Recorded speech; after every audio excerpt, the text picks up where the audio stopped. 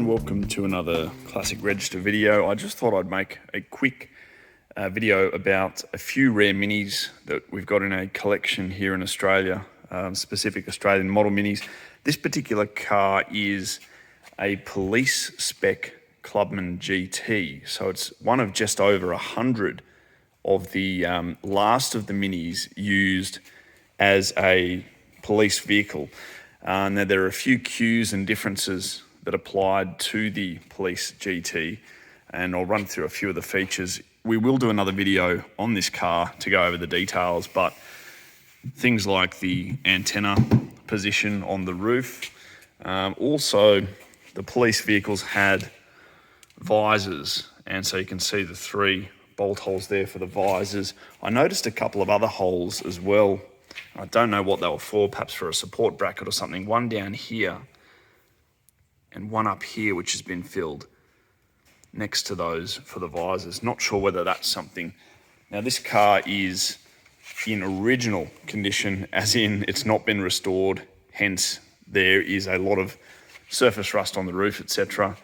It's had a few things changed or repaired over the years once it finished its police duties, including the filling of that. Obviously, being a Clubman GT, it's a very similar spec to a Cooper S. So it's got the twin tanks. You've got your unique Clubman GT badge at the rear. And in here you can see the twin tanks. You've got your boot support panels, all the various lines and tags and supports over there as well for the boot board. And then your lines and things. Now another thing, I'm not sure, it did apply to the Cooper S, but was this insulation under here. The Clubman GTs, and I'm just noticing this now, also appear to have that. So this car is a runner, it does go. Unfortunately, it has been sitting here for some time though, as in over a year without running. The original row style wheels with the little Leyland badges in the middle. They are original GT spec wheels. And a lot of GTs as well had the British Leyland badges down the bottom there because they were early 70s, and most early 70s minis had that. Coming into the interior of this one, we have got ourselves a sun visor, as would have originally applied to the police car. Now, I'm not sure whether that type of visor is a police visor. Personally, I just spotted that in the car then, and that's what it's got. Panels here. We've got the triple gauge with the red line at 6.5 RPM on that one, which is unique to the GT, I believe. Importantly and very desirable is the original trim that the car's got. So this is what they call the basket weave inserts. We have both front door cards. Unfortunately, it appears to me that different seats have been put in without the basket weave trim. Someone might be able to correct me on that, but just looking at this car, it should have the same basket weave trim as what's in the rear. The rear seat's in great condition, actually. It's almost untouched and unused, so really nice original car. I'm encouraging the owner just to keep it in as original condition, original running condition as possible, not to make any significant changes, or like I'd be tempted with this car just to do a clear coat over the top of it just to preserve what it is, because how often do you find something like this? Having a look in the engine bay, and because this is a police spec car, it has a couple of additional features too. Sorry, let me find this.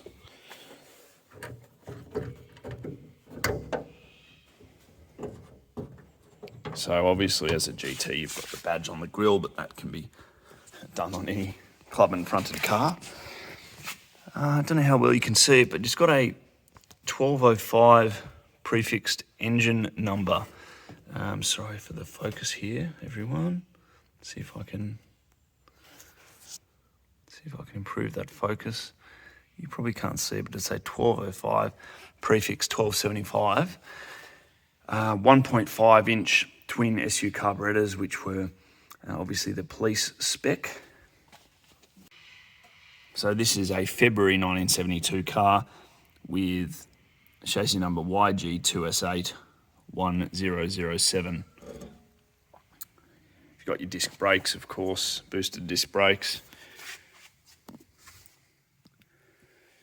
You might be able to make out the chassis number on this a little bit better.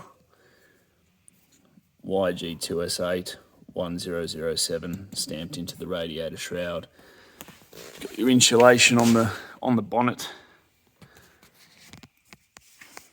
So really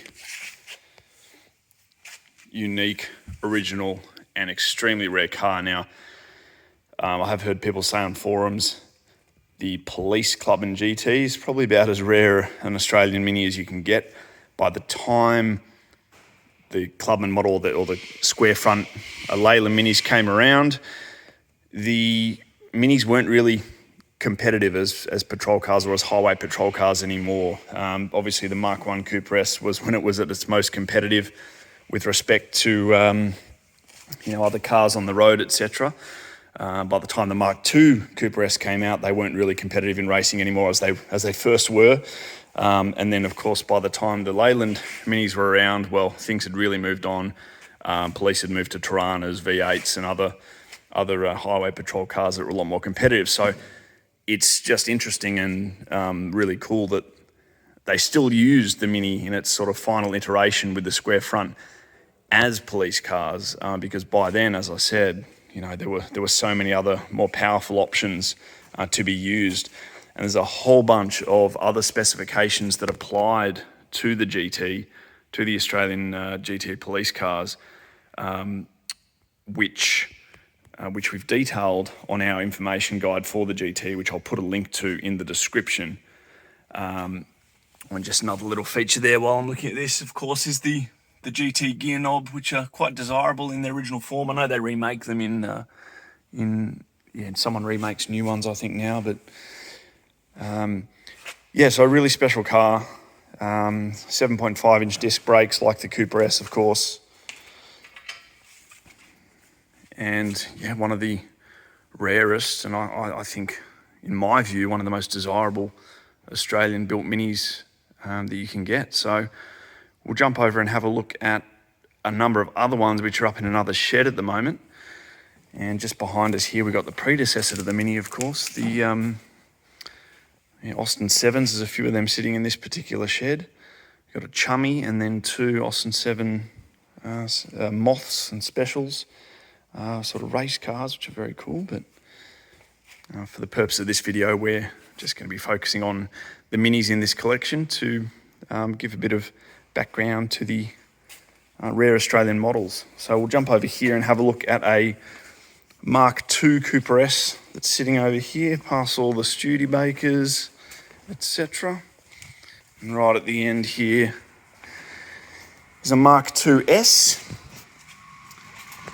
So the MK2 S, very similar in specification to the Clubman GT that we just looked at in terms of mechanicals. The only difference, of course, is that police spec car, the police spec Clubman GT, had a few enhancements above and beyond this Cooper S, but a lot of the early GTs were based on MK2 Cooper S mechanicals. They had leftover engines and components that they used in the GTs.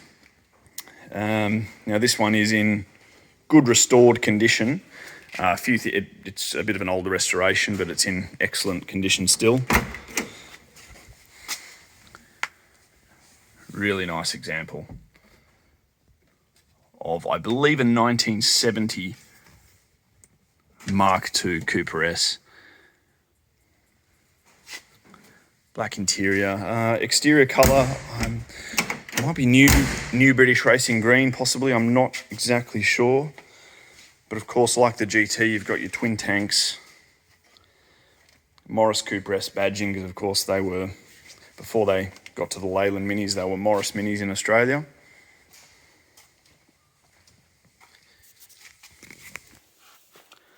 I'm not particularly good when it comes to the round front Minis. There we are. Pop the hood. So again, it looks like the original paint in the engine bay here. Again, I'll have to check the original colour. I believe it was repainted in the correct original colour. We might be able to see on on this tag, although by the time it got to Mark II, I think they may not have, I think they may have used stickers by now. I'm just going off the top of my head here, people, so apologies if I'm making some mistakes about the specs of the Cooper S. But yeah, 1275. Engine, of course. Engine number on this is the 9FXEY prefix, which is the Cooper S.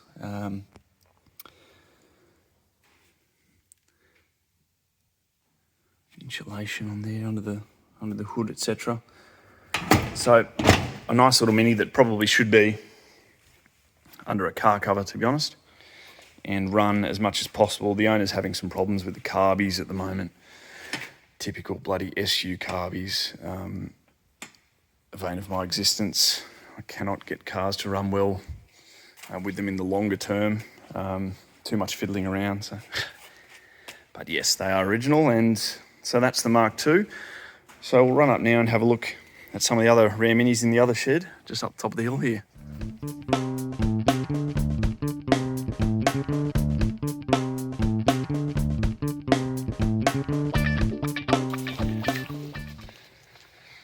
So this collector is really into Nash cars as well. For those of you who know Nash cars, this is a pretty special car here. Just before we get to the rest of the Minis, this is a two-door Studebaker Commander police car from the Victorian Police, 1964. Awesome looking model, the 1964 Studebakers. I did a video on the Daytona range. Now this is very similar to a Daytona in the sense that it's the two-door version.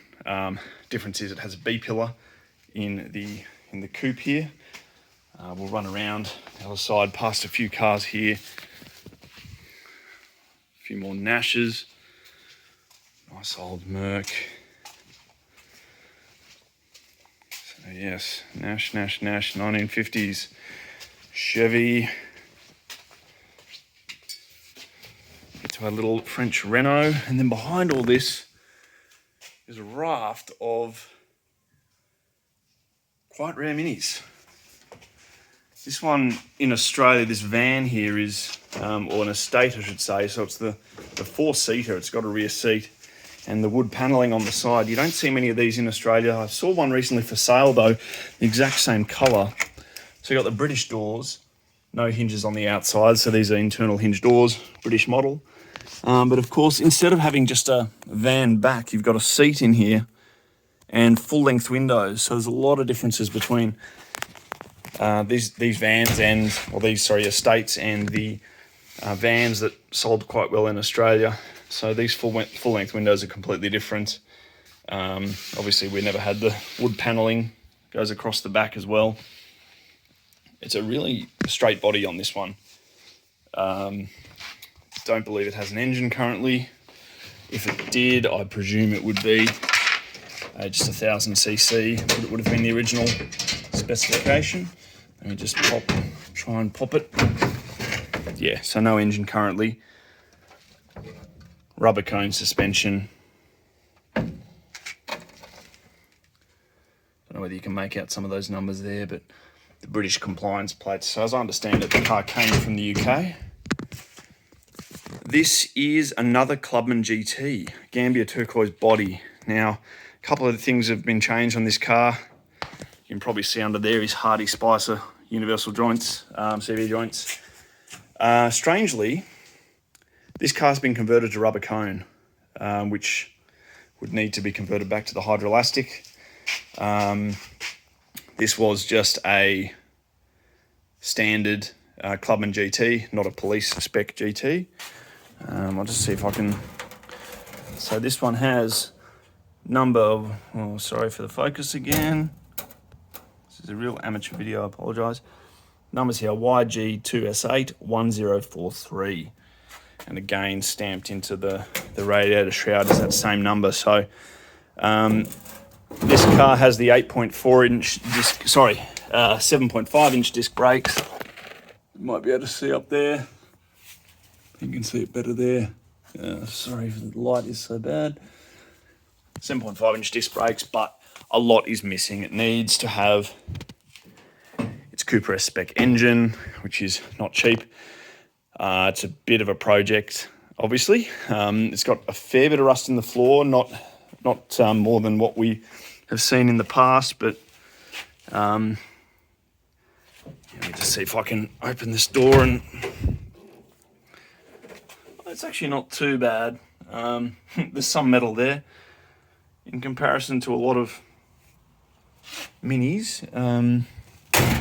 It ain't too bad. And then it's got a little spot there for its Leyland badge. I don't know whether the Leyland badge is sitting on the other side of this one, but yeah, we got pretty lucky when we found this GT shell, probably 8 or 9 years ago, for only a few $1,000. And I sort of told the current owner, I said, grab it if you can, because I'd checked the numbers, verified, and I said, you know, even though it's just a shell, there's a lot of work to do. There's not many of them around. Next is one of my favorite Aussie minis ever. Not because it's as rare or as desirable as a GT or Cooper S, but because I think it was one of the simplest and most reliable, with decent power, minis produced in Australia. And there's a couple of them here. So there's a Nugget Gold 1275 LS. This is half my car. Went halves in it with the other owner about 10 years ago. I think we paid about $3,000 for it in rough but running condition. Had a lot of work done to it. It's got a new windscreen rubber in there. I had the dash top redone. I had a lot of trim work done. Couldn't quite get the original trim, so we had to just trim it in a very similar brown cloth just at the base to keep it usable.